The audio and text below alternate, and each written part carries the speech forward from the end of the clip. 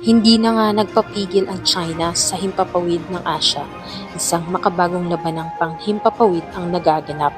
Sa gitna ng dramang ito ay ang Jatan Vigorous Dragon ng China at ng Rafale sa India, dalawang makabagong jet na desidido ng palakasin ang mga aerial powers nila. Ano nga bang pangunahing katangian ng Jatan Vigorous Dragon? Paano ito ikukumpara ang Rafale sa Jatan sa mga combat roles?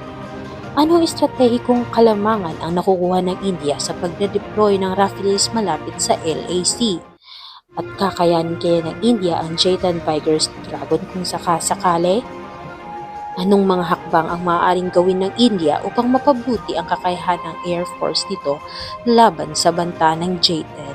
Ngunit, ang labanan para sa kapangyarihan sa himpapawid ay hindi lang tungkol sa mga eroplano. Ito'y tungkol sa strategy, dominance at sa mahalagang regions kung saan gumagalaw ang mga jet na ito gaya ng West Philippine Sea. Ang West Philippine Sea ay isang mayamang rehiyong pandagat na mahalaga para sa pandaigdigang kalakalan ng mahigit 5 trilyon na dumadaan taon-taon. Ang mapangahas na kilos ng China dito ay yung nagbubukas ng tensyon sa mga bansa sa South China. Ang West Philippine Sea ay isang mayamang rehiyong pandagat na mahalaga para sa pandaigdigang kalakalan na mahigit na 5 trilyon na dumadaan taon-taon. Ang mapangahas na kilos ng China dito ay nagbukas ng tensyon sa mga bansa sa Southeast Asian countries at sa mga pangunahing pandaigdigang kapangyarihan. Ang mapanghas na mga teritorial na pag-angkin ng China na sinusuportahan ng militarized na mga artipisyal na isla sa pinakamataas na presensya ng hukbong dagat ay hamon sa soberanya ng kalapit na bansa. Ang pagiging mapanghas na ito ay katulad sa line of actual control sa India kung saan parehong bansa ang pinalakas ng kanilang presensyang militar na nagdudulot ng isa pang tensyon. Sa senaryong ito, ang Jatan Vigorous Dragon at ang Rafale ay may mahahalagang papel na ginagampanan. Alamin natin kabayan, ano ang kakayahan ng mga jet plane na ito, mga pangunahing katangian ng Jatan Vigorous Dragon ng China. Ito ay may mataas na kakayahan sa maneuvering na may fly-by-wire control. Ito ay sariling gawa ng AESA radar na may advanced tracking at targeting capabilities. Ang Rafale ay may kakayahang magsagawa ng iba't ibang combat roles. May pinahabang operational range na may kakayahan sa refueling. Ang twin-engine design ng Rafale ng India ay nagbibigay ng mas malaking kapangyarihan at range na ginagawa itong kahanga-hanga sa parehong air-to-air at air-to-ground na labanan. Upang labanan ang impluwensya ng China, pinalakas ng India ang kanyang presensya sa mahalagang lugar gaya ng Andaman at Nicobar Islands na pinapabago ang kanyang Air Force gamit ng mga Rafale.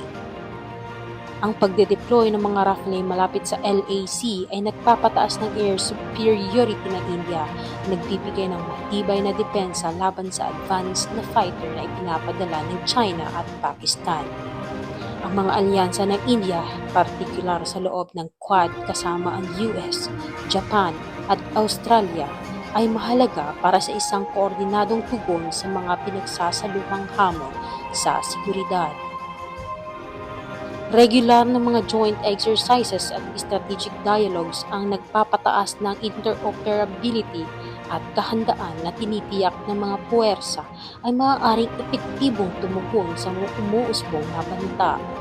Upang mapanatili ang kalamangan ng India, dapat ipagpatuloy ng India ang modernisasyon sa Air Force nito sa pamamagitan ng pagpapalawak ng fleet, pamumuhunan sa mga sumusunod na henerasyon ng fighter jets at pag-upgrade ng kasalukuyang platform na may pinakamakabagong teknolohiya.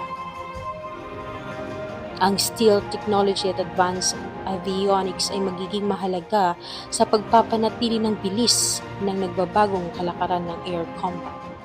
Sa harap ng lumalalang tensyon at umuusbong ng mga hamon, ang dedikasyon ng India sa pagpapahusay ng kapangyarihan nito sa himpapawid at pagpapalakas ng mga alyansa ay magiging susi sa pagpapanatili ng katatagan sa rehiyon ng Indo-Pasipiko.